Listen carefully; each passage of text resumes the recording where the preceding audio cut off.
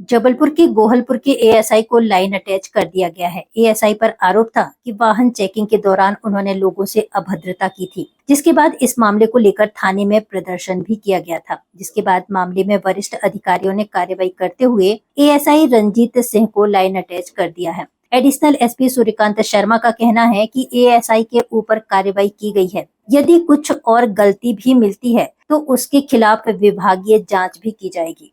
थाना गोहलपुर में एएसआई रंजीत सिंह के द्वारा वाहन चेकिंग की जा रही थी और किसी के साथ उनका वाहन में चालान किए जाने को लेकर विवाद हो गया और विवाद के बाद कुछ राजनीतिक पदाधिकारी थाने आकर उनकी